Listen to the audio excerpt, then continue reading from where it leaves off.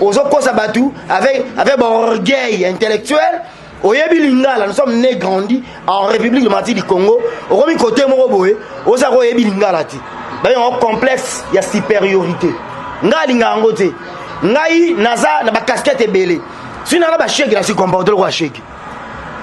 Si na ba vaurien, na se comporter ko ba vaurien. Si na ba bonari, si na ba intellectuel neti, na en face à masalanga. Na lati peut imaginer casquette là. Djoubek, le problème avec l'école de Mbanga d'Angers, c'est quoi? L'école de Mbanga d'Angers, je peux encore reprendre, c'est prendre ce qui est la délinquance musicale comme on a milieu ya presse. Or que presse est dans la logique, musique n'a biso. Au moins la presse, c'est 100%, tout le monde presse non en ligne. Fimbu News, quel piano officiel. Bonjour, alors si vous voulez des bonnes infos sur Paris, ce qui se passe, tout ce qui est super, il faut suivre Fimbu Nafim. Ouais. Top, très bien même. Vous avez des soirées privées, des soirées VIP, des anniversaires, vous avez des concerts à filmer, tout ce qui est cérémonie. Contactez Fimbu Nafim News avec quel piano il faut là. Avec quel piano. Donc pète à la gata ma copie. Il faut suivre Fimbu Nafim. Zolobi tout le monde, Fimbu Nafim. Biso na bino, to ko peta na kaka makofi. To peta na kaka makofi. Quel piano. Fimbu News, quel piano officiel. Alors,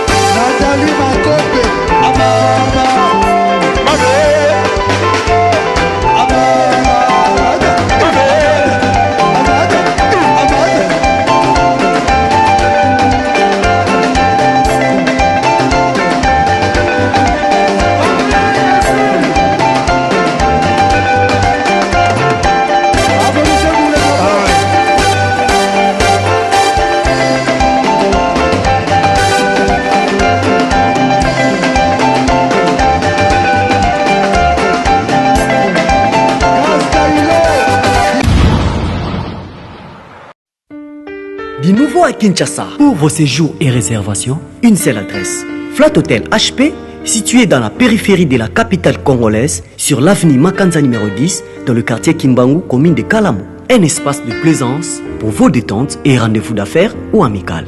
Venez passer des moments agréables et inoubliables dans nos appartements de luxe équipés d'une connexion Wi-Fi 24 heures sur 24.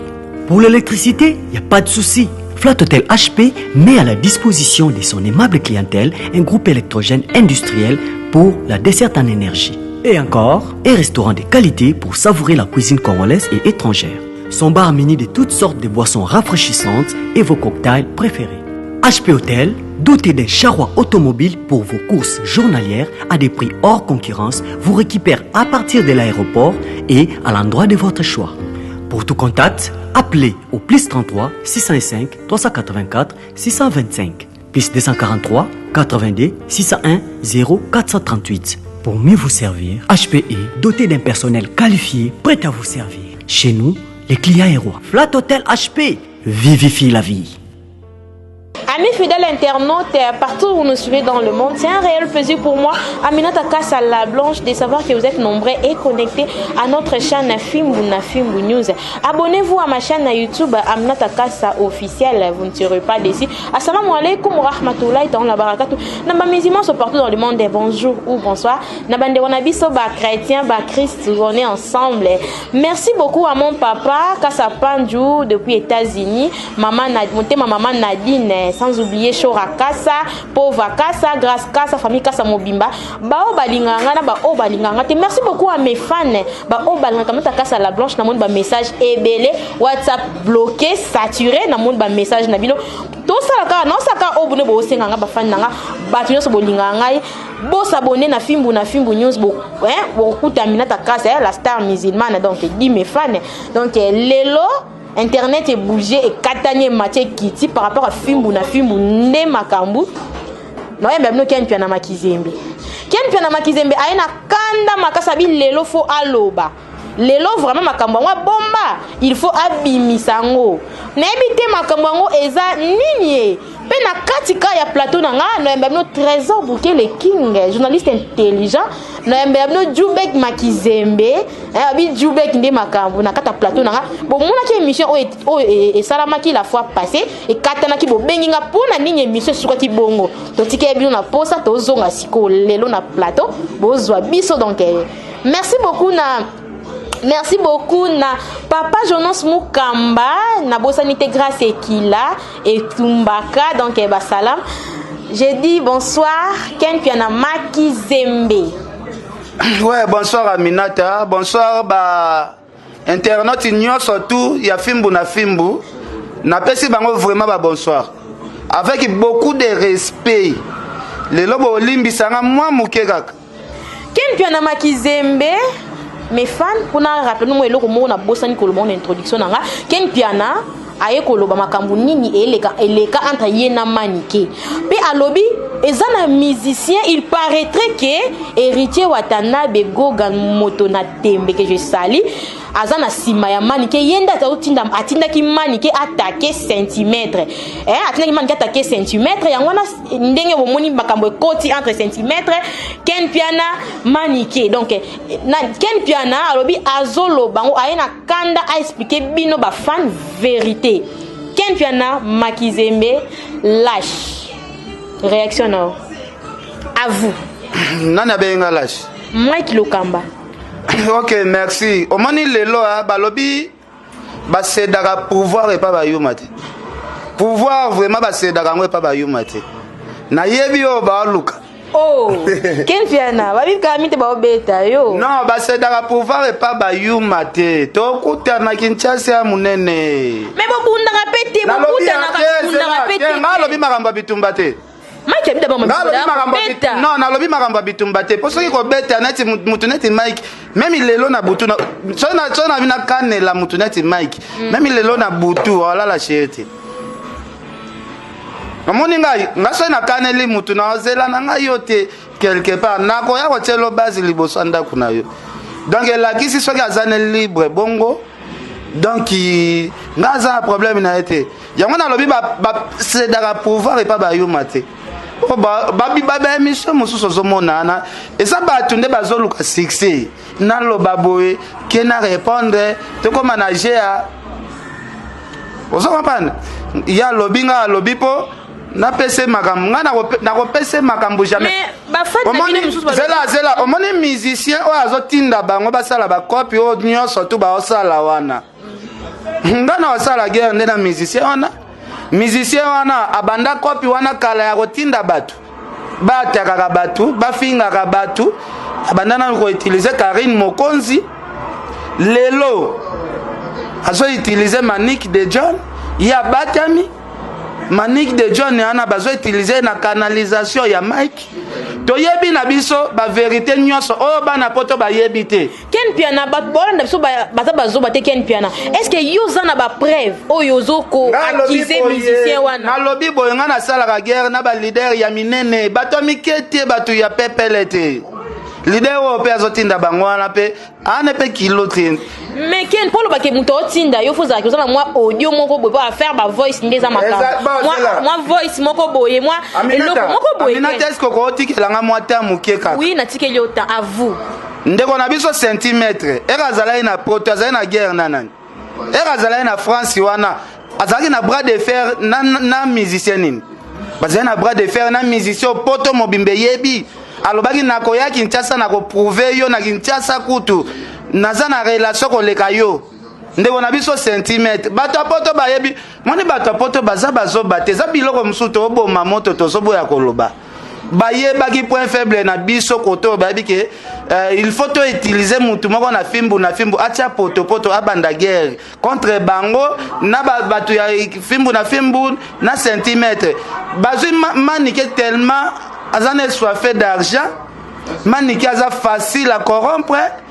bapesi oyo efalaki bapesa bango moko bayebi kliki na bango ndenge bamemaki Manique de John tie pa leader wana basekre na tout oyebi est ce que makambo nyonso efaleleka toloba ken nga na otunoka nde bapreuve mpo eza média non koyebisanga makambo bapreuve te yoka nsi lisolo ndenge eza boye batamaka eza bamusicien mosusu yo oyebi ndako ofandaka te mwa oyeba esika ma etangaka eza te me ndako oyo osi olala ata bachange bato oyeba defoi ndako wana oyebake na chambre tel ezalaka na bakaroi couleur tel na mopanzi place tel eza boye osa comprendre donc ezali neti baorchestre mosusu sur 100% ya bato baza kuna mosusu nga asolaka na 98% eloko tout ezoleka nakozala kaka informé ebungaka nango te donc bandeko na biso basali kliki na bango ndenge basalaki bato bamoni kaka guerre ebimi papapa me mutu aza nsima ya makambo wana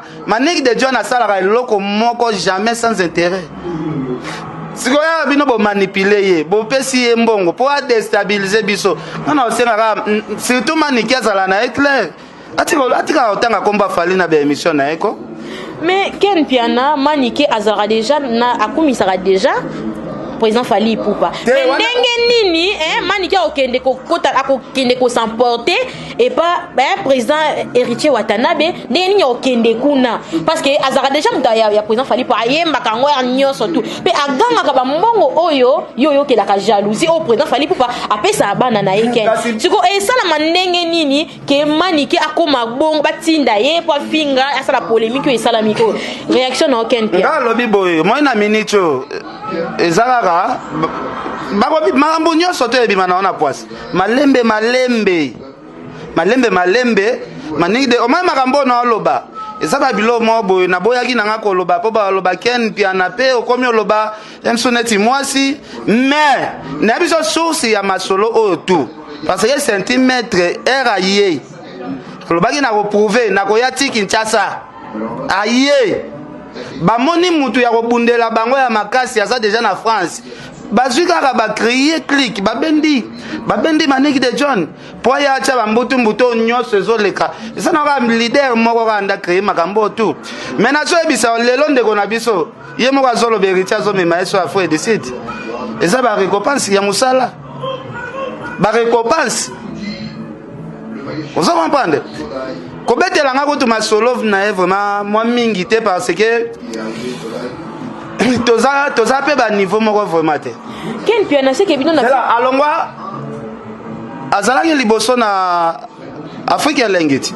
yakomi na elengi soki nini te zala natala na to continue na internaute nyonso partout dans le monde eza Ken Piana bapopo tenia Ken Piana etalika Ken Piana merci beaucoup na Fatouma l'abondance donc va Fatouma l'abondance Fatouma l'abondance na mona Ibrahim Kalemba depuis États-Unis ba salam no est-ce que vous papa babi papa teni obeta ki makasi papa félicitations vraiment ba popo tenia Ken Piana etalika Ken Piana donc nga na osala ka musala na ngai na osaka musala ba internaute nyonso Ken Piana ozoluka nini jusque là ba internaute ba yeba non nazoluka eloko moko awa naoluka eloko moko nga naoluka tokoyeba kaka eloko yango oyo nga nazoluka esala biso toujours bien parce que lelo bato nyonso bakoma kaka biso banzambe internet biso nde bapapa ya internet mais toyebi basource ya basite oyo bouta site ya ndeko na biso Grâce Mbisi eza na combien d'abonnés tangela un nombre d'abonnés eza na 30 898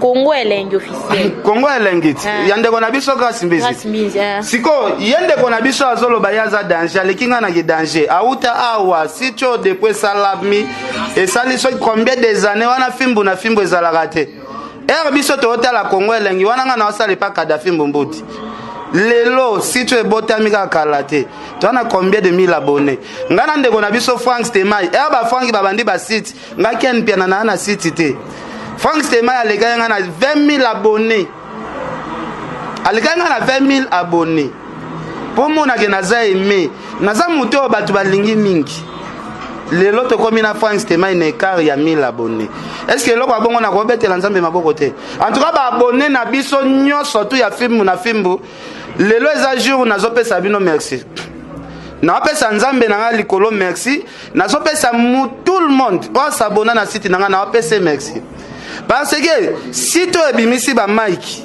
oyo ere basala yango biso toza na basite te place badondwaka ke biso to bapapa bakeni tobanda bamakambo okala fimbu na fimbu bebe oyo alobilobi aleki deja site oyo ebotana na basite na bino na baabone donc botika kosala nga bacomparaison inutile en plus youtube yango toyebani na biso très bien totalaka ti totala pena yo biso na biso nde toyabo totalaka pena toyebi ke mwana mai oyo na fin du mois budget azwaka na budget nga nazwaka ya kozwa ta fois 6 kenga est-ce que nga lelo nakoya pena na mibenga patron par rapport à quoi? Par rapport à Fimbu na Fimbu. Non, toza ba patron te. Toza ba patron te. Yo muto simbaka $100,000 ozo pe ya komibenga patron.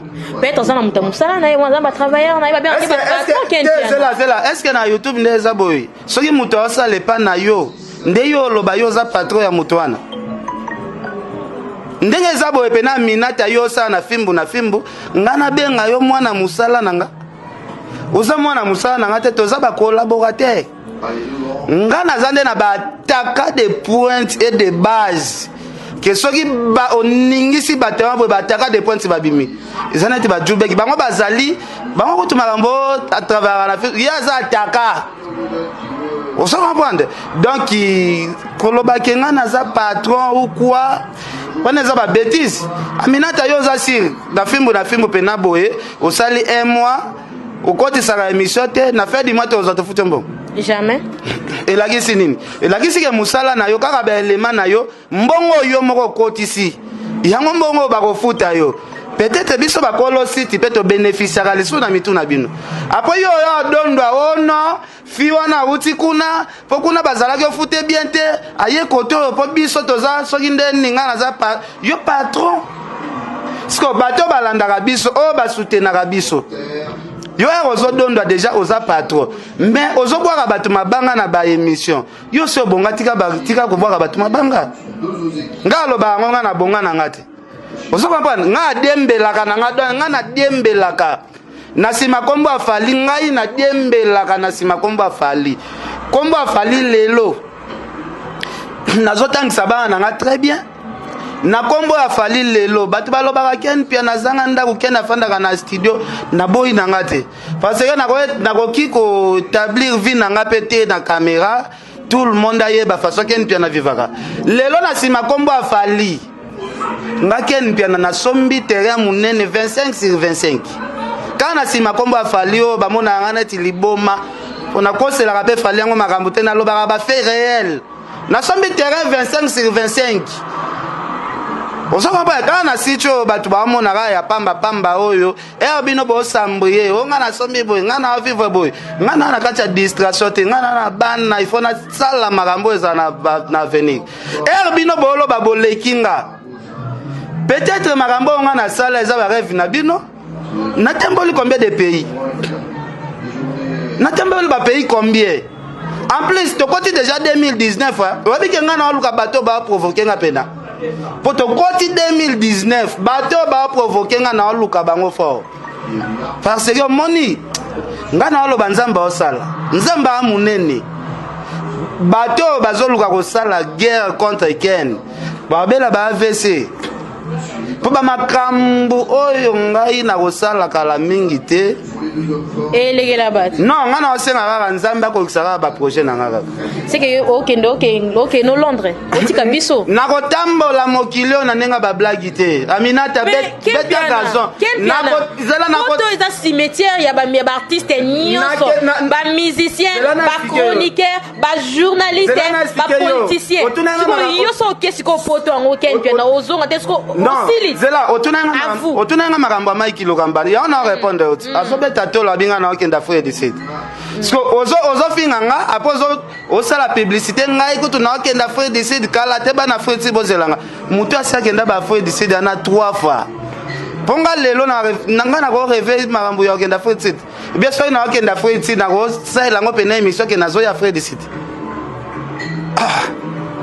tala tozala ya mo clair ko tozala juste ko bino ba vision na bino ezali ya koluka bokende bomona bapoto bofanda nga naza pigeon voyageur nakei des semaines naza na kini oza comprendre donc makambo eza ebele ya kosala lelo ndeko na biso abenga nga lâche kekeni lâche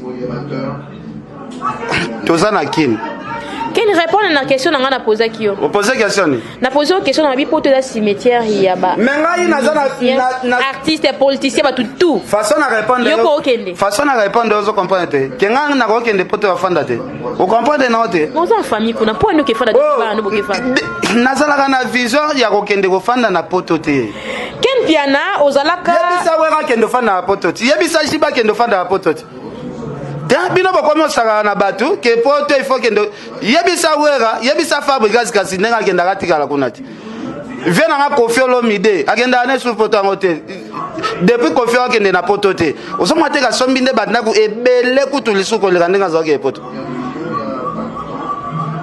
poto yango nga na kokende kosala nini na olobini Ken Piana na film na mona ba vidéo Ken Piana ozo ko acclamer pour président héritier Watanabe ozo ko acclamer ozo yemba ebele okumisa ebele bokabona po anini ba internaute onyoso ba yebite o ba koti siko monika ke Ken Piana bokabona pona nini na wata boga moto na totorino à vous héritier azamasta nanga eza place mo boye bino bozotia moto poa debia ba affaire moto yera bandi ko mat zui lumière asaleli o babengaka ingratitude apesi confiance pas bato yo bakendaka bandako nganga simbikisi pa mvute yo héritier ye moko asala ba voice asala omoni moto neti nga moto neti pacho RFI losoki tozongeli koya pembeni héritier tozaka bambwa toza bambwa na sensi ya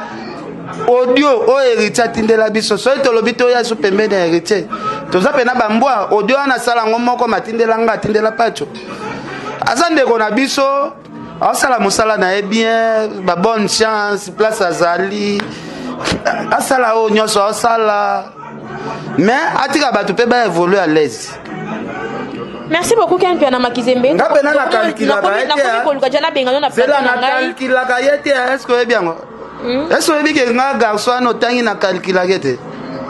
Garçon ano tangi wana bike nga na calcula gete. Kena fandi boy na raisonner yo bike nga na calcula gete. Na raisonner kutu résistance na yeki azala na musique nde yo tuninga. Olobin o raisonner bon papa maman niki batindi ba mati ba kiti. Non, on est allé ko éclaircir ka batu ke non, makambo yo e uti na makambo ya senti. Ndenge manik de John ba manipula ke déjà na ba fola. Yango zo continuer. Bande ko na biso basala ki mission po bazwa esprit ya manike. Toyebi na toyebaki na biso ba carte na bino depuis kala. Mais bo pekisa ndeko na biso wana ya mwasi era azosala ba bêtise na ye kombo afale tiango na musika parce que fali nde apesaki ye mbongo te po akende osala guerre na senti afinga ba fifisi wa afinga ba gloria vous comprenez da fali nde apesaki ye mbongo te po asala guerre na senti est-ce que fali ako calculer senti na mutu na ye po maniki akende osala guerre na senti donc bato ba calculera senti bato bazali na guerre na senti comme oliaki mbongo na bango ba bongisa la vie na yo na pesi merci na sœur Pauline Lumumba RDC Monde na bike yozo ya mbabatu na yote oui na mbabatu na ngai sœur Pauline Lumumba RDC Monde Adel Joko Bagou Danger Prince Yaweli Koko Rafati Makizembe Angel Mouswaili Makizembe mon vieux Jimmy Belaou Fenanga Louison Mbata boutique shop second hand na Cape Town wana mon vieux yo yebi mais modo des ali Modo des alliés à na Afrique du Sud, Boebi Ken Piana très sollicité, très populaire. Batom souba beta maraba papa bambataka na Afrique du Sud. Après boisi bangozonga kin. Merci beaucoup Ken Piana Makizembe. Je reçois pour vous Trésor Bouquet les King et du Trésor Bouquet les King balobi espace bitumba na bino fumo espace nga po bunda na jubek les lois. Merci beaucoup na PDG Richard depuis Paris, Clarisse Safi, motema papa Danindo Ongi, kuna na London, babiso na Latiboué, na raisonner Clarisse Safi, ba salam mesiko zali. Tanti Clarisse na ngaro mingi donc Maïmouna Diabaté depuis Italie, salam na siko zali na siko na Jubek contre je m'excuse, contre Trésor Bukele King, journaliste intelligent. To banino au débat. Trésor Bukele King. Bonsoir. Bonsoir Aminata Kassa, bonsoir à tous les internautes.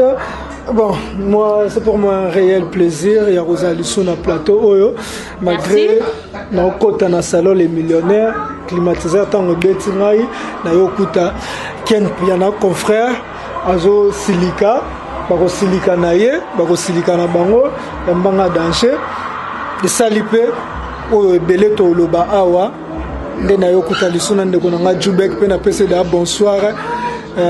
Débat où les habitants, mais le roi boxer après ça n'a pas quoi bête bien. Merci beaucoup Djoubek Makizembe. Bonsoir Djoubek. Lélo affaire coupée hein. Bonsoir. Bonsoir, à couper ça m'a bien vraiment. Mon voix mon pépé fait les crapettes par rapport à l'image de Djoubek frappe par contre me l'image de Dieu. Kane dans le banca.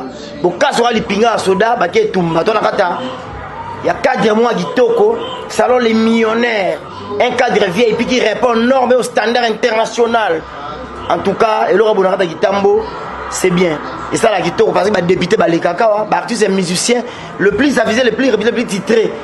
Il y a école au Congo, vraiment.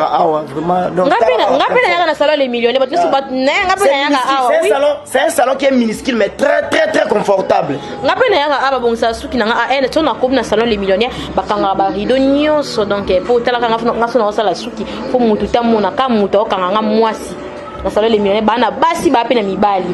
Jubek Makizembe Trésor Bukele King, le penana batebele ba bidanga ki oh non, tika ki Trésor Bukele King a lobate, ken piana mela ki radio, ken piana faga tika, atika na no Trésor a loba, moi mbala na ya cravate, alzo loba bien, ken piana si muta lobele face à bangi était le gars de que bakenda ko banga ba tonga kaye, mais ya lobele face à face. Trésor Bukele King et ça qui on ndeni tango otala au monde bien que lobele ken piana ki zebe asali opelote. Réaction na. Le problème c'est quoi? École Yambanga danger sotongi to éradiquer parce que notre problème, notre lutte ezali to longola délinquance musicale au quotidien mboka ya presse. Et si on a peur de gens, on risque de ne rien faire. Si on a peur de gens, tout ça, ils juste échange des idées. Échange en bamakambu tout au monde a changé, c'est pas derrière lui c'est devant lui et surtout les bottines biso caméra pour makambo ça la mana caméra dans le bac changé pour net Djoubek nambota pamba to moi déjà salon les millionnaires faut porter parole abimi c'est déjà aspect à porter parole donc directement pour dire à Djoubek non prends tes bagages. Va vite faire les porte-parole dans le salon millionnaire, je ne vais pas tourner ou avoir la trouille ou quoi, non. Hein? Donc c'était juste, que je ne sais pas.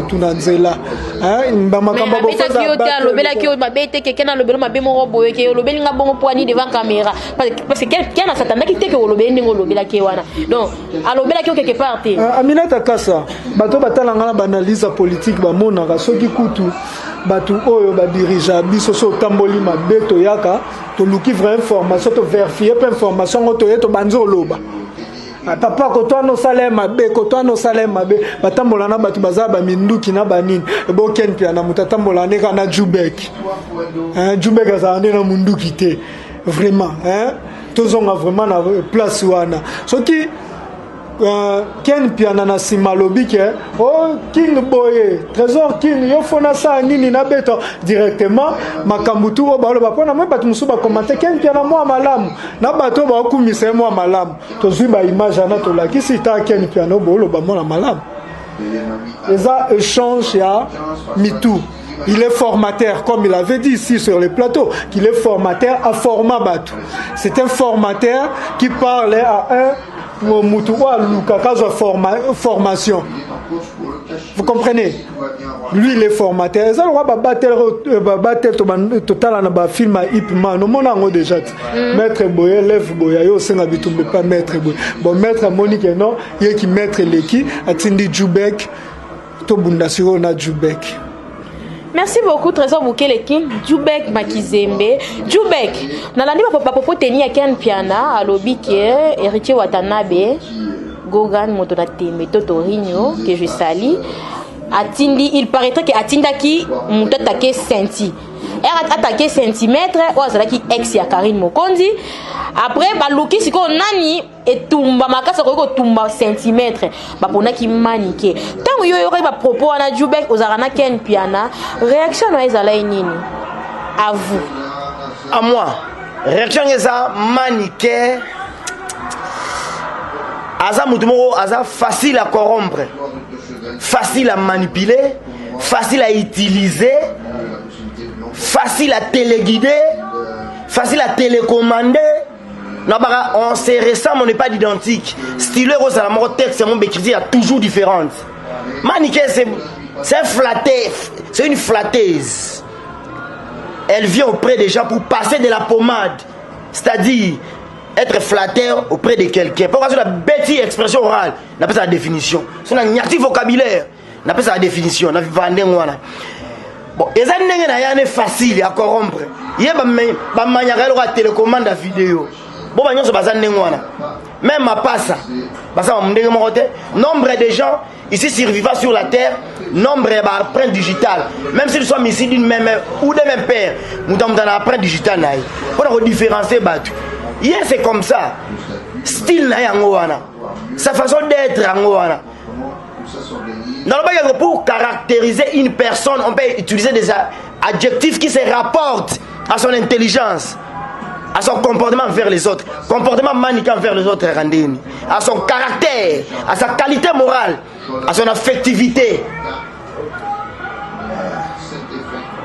Par rapport à Imana, n'habitez, tous en style obiso saillara, omoni oyoche, nimo chenga microbo, ngabe en indusa, indu sankara. C'est pas discussion de manga qui est au tanga tête de la bande de l'école.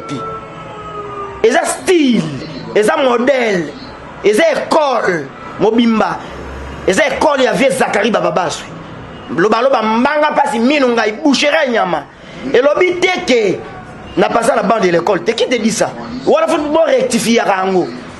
To ça que mission na qui congolité moko boy, na qui quinoiserie moko boy. Mais c'est autres donc que na couche moko boy société. Couche oya c'est obino négligeara. Donc un message comme la bango. Ba bien on peut orgueil intellectuel. Tandis que ça, la col méchant. Col méchant voyou. Mais je m'exprime convenablement français ça pour autant. Éprouver d'énormes difficultés, béguer ou tâtonner. Dans l'équipe, on a dit cravate, on a dit rat. A vie claire. Soit tu as un débat contradictoire, on pense à un argument. On a argumenté par rapport à l'image. Et il y a synonyme aux la voyouté, to délinquanté, to variété, to bon à rien, pour initier la société, pour initier la coopération journalistique, pour initier la famille, non. Moi je m'habille comme ça peut-être. C'est mon look. Je m'habille à la dernière mode parisienne branchée fashion. On a changé teponayo. Ce qui fait l'homme, ce n'est pas l'accoutrement, ce n'est pas l'étiquette, c'est la tête. C'est justifier d'une bonne formation de capacités intellectuelles et morales. C'est ça qui fait l'homme. Un homme. Et ça, c'est que, aux autres avec un orgueil intellectuel, nous sommes nés grandis en République démocratique du Congo. Au côté Moroboé, aux Lingala. Il y a un complexe, il y a supériorité. Ngai ngote. Ngai naza na ba casquette belé. Si na ba chèque, il se comporte le roi chèque. Si na ba vaurien, il se comporte le roi ba vaurien. Si na ba bonari, si na ba intellectuel, na en face à masalanga. Na lati peut imaginer casquette là. Naza na ye na évité par rapport à l'image aux années guerre à 40-45. Sans cœur ma victorieux. Tom ma vainqueur, il y a débat oyo. Parce qu'un débat n'est pas un débat, n'est pas un débat. Bon, n'avons pas parce qu'il y a un débat. Oui. Pas un meeting, hein. C'est les échanges de idées entre deux personnes souvent. Oui. Donc il y a ça près. Nana guerre à 40-45 pour nous taquer yo et pour nous couer ça yo. Merci beaucoup. Na internaute nyonso. Oza Jubek. N'attendre pas micro n'a pas Trésor Bukele King, journaliste intelligent, réaction na yo tango ki Jubek. À vous. Franchement, nakoka ba propos nae, moi je dirais que l'école Mbanga Danger c'est une école tellement enquiquinante.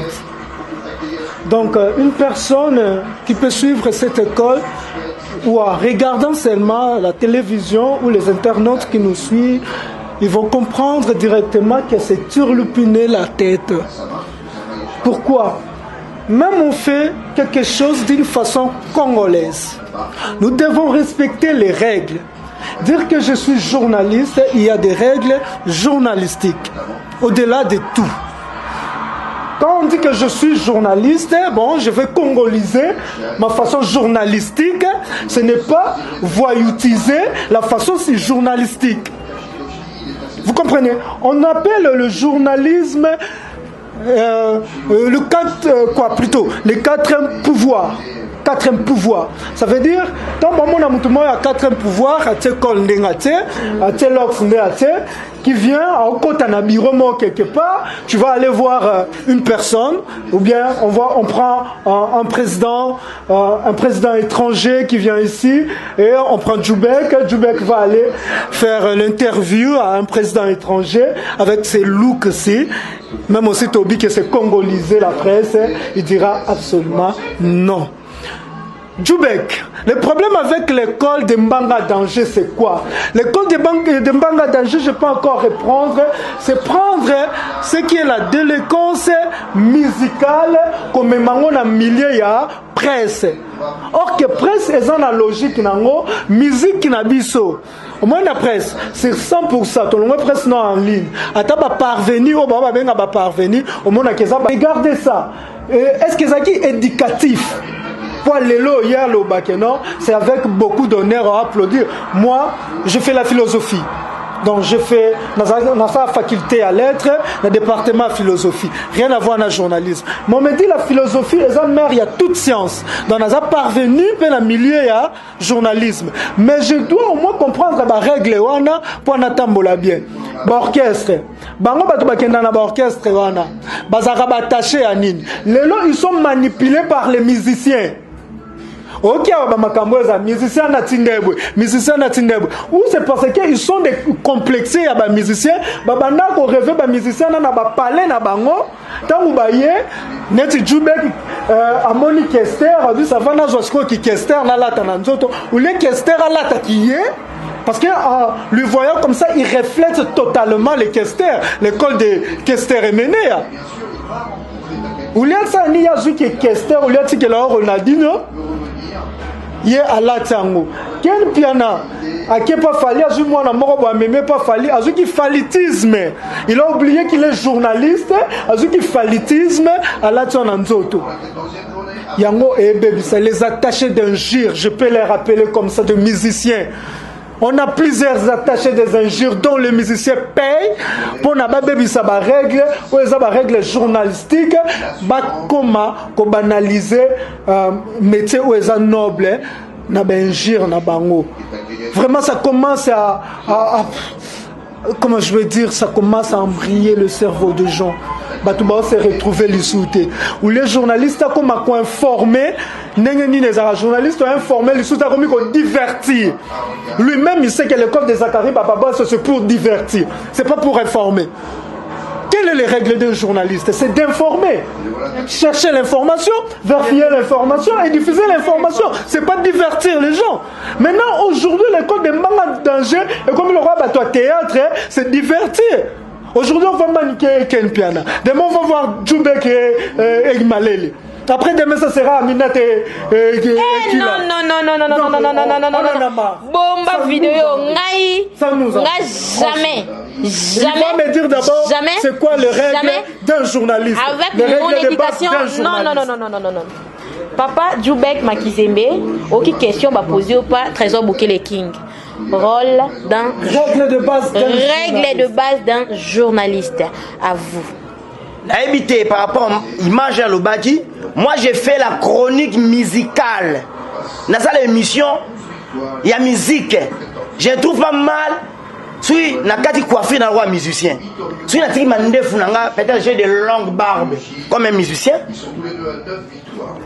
Je trouve pas mal si na lati le roi musicien parce que mouton ça là, émission en sport. À Rola Tavares, vous trouvez ça normal? Là, bon contredit ngati.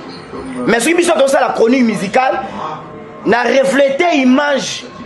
Il y a Bartus, un musicien congolais, n'a comme voyou.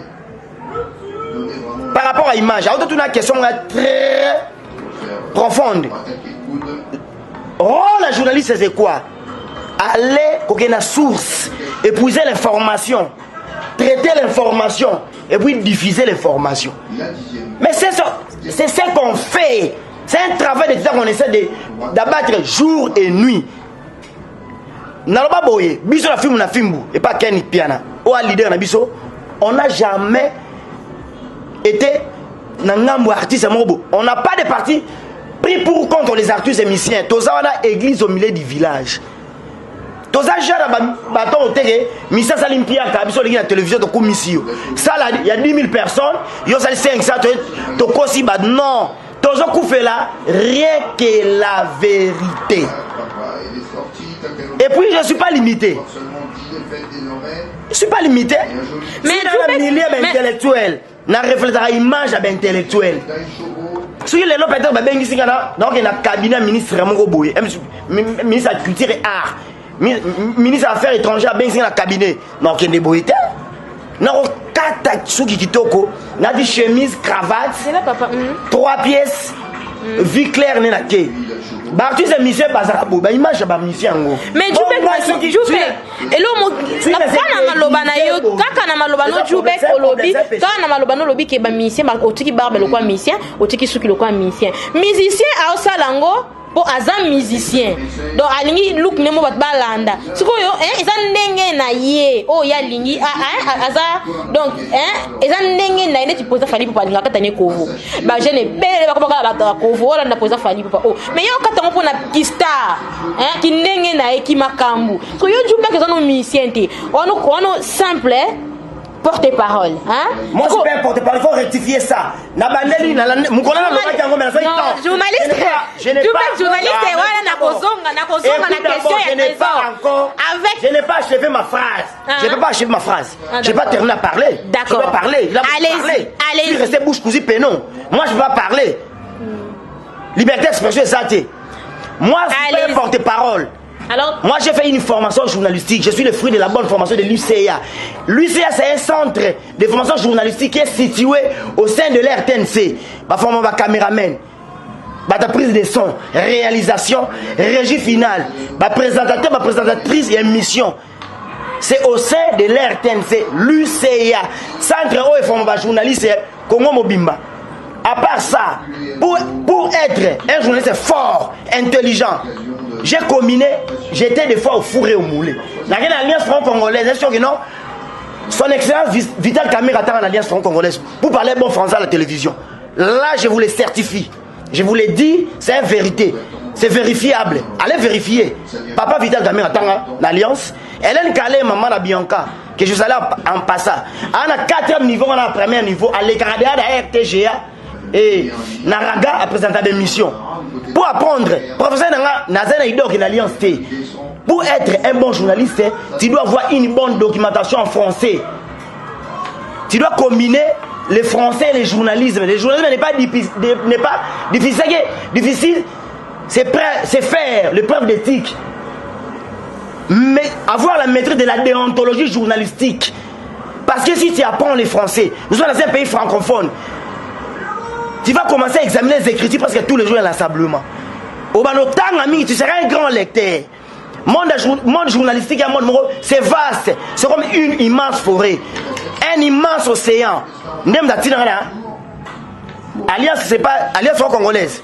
Jubek Makizembe, Jubek, banda aussi la classe na yo. Au travailler na chaîne nini. Toza na tout ba émission na yo étant que un chroniqueur, journaliste. Nalobi nazala ba modèle à imiter nanga. Na ba exemple à suivre nanga. Tona mwana muke na ke ba judo. Moi j'ai commencé le judo à l'âge de 7 ans. Non, ça va Ken Piano. Nazora Francis Kakonde. Nazora Yves Abdallah. Pas ma modèle à imiter. Bon modèle à imiter. Mais pour le roi Ken, pour le roi Yves Abdallah, il faut qu'il y ait une formation. Na vandisa, indusa. Oh, biso benga ngo indusa. Tant la formation na nyoso. Obinga sali formation pendant combien de babi songo koyekola songo kumba vélo faut bana koyekola ko pédaler na yekola na ko pédaler wana ba ken ba regarder la télévision depuis 2000 sur 4 sur 5 à tala bango. Moi j'ai commencé mes formations en 2006 ton na silisi ba mo ken na zwinga amemnga na nzondo télévision pas pasteur Denis Les nazaki intervenant na plateau ken na vandi awa nga na vandi awa c'était en 2011 porte-parole bolo bakawana Qu'est-ce que tu as fait? Vidéo à partir de poto. Tu parles très bien, tu manies bien la langue française, les Français jaillent comme l'eau jaillit du robinet. Dans la porte-parole, il y a la tâche de presse et de communication. Non, mais on a poto. Qu'est-ce que c'est un grand. La musique congolaise moderne. Tant qu'on vient King a pesé Gabinanga, Popoli pour Nazane, car on met la bangi.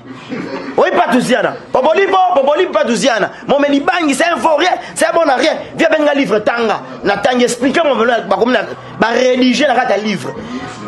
L'intellectualisme, au moninga, mutato le balinga, le gars soit taloka 3 minutes de niveau là. Licencié, gradué, diplômé, tu n'as pas de niveau, ou les gars nga, sur le gars 2 phrases. Na caractérisé, on a qualifié parce qu'ils sont intellectuels. Aux hommes, na salle d'école bien, na tang na Saint-Georges primaire na Gitambo ao. Na tang na héritier, kabe ya bondonga, camarade nanga ya classe, mon ami ya classe. Na Saint-Georges, héritier Watanabe, wana obobenga ye ba surnom, ba sobriquet. Son vrai nom, le nom de la famille. Kabe ya bondonga, tang na classe moro, na Saint-Georges primaire, bondego na Gitambo. 4e, 5e, 6e primaire. Jimmy Mukendi. Wasina lo tovana nenga awa Jimmy awa na biso ndo so liboso nanga bomoni batu banga babunga na judo pe simba gagna fort na judo na dérive na beta batu makana de poma na obunda komba joso finga na kati na komana na nimna zo ba disqualifier nga na Japon mais on asukumake mais la lando libanda tego na ko beta yo na ya tina parler aux en prendre par rapport à l'image. Non merci mais non Jubek non songela olobi belé na silisi na mte ya lobito yo lobito qui est mené à la star congolaise international reconnu mondialement, son âme repose en paix. L'artiste qui a créé ce monde des artistes et musiciens congolais, son image, sa ressemblance. Mon vieux King Kester, l'homme de 10 000. Petit Nangoza Maïne Makas, tu parles bien. Ça la promotion dit à l'anda pour lui pour la libanga. Yo, oublie ma masaranga. Nga masaranga Jacob de varié. King Kester est mené. Nga fasana masaranga Youssou Salif Keita. Nga na descenda ya tabule bien vient na sa papa mba. Na descenda tabule papa mba na leki na Indusa. Voilà vieux. Naza Elvis Presley, James Bond, voilà vieux Sabiso. Johnny Hallyday, petit nanga lobela 10 mina ke poto. Su na ye na mi mona mikili. Bon ça n'a pas que c'est la qualité maître. Tant tali ba vidéo na nzondo et pas kende fi tali osama ele makasi, c'est la promotion à 10 000. To za bela pour merci beaucoup Jubek Makizembe. Jubek na kata yo. Na kati yo, Jubek na kati yo. Na zongi seli na no micro et pas Trésor Bouquet King et journaliste intelligent. Na zongi seli yé pas loba. Il faut rectifier. Il faut rectifier ça. Aminata Kassa. À vous. Aminata. À vous. Quand l'homme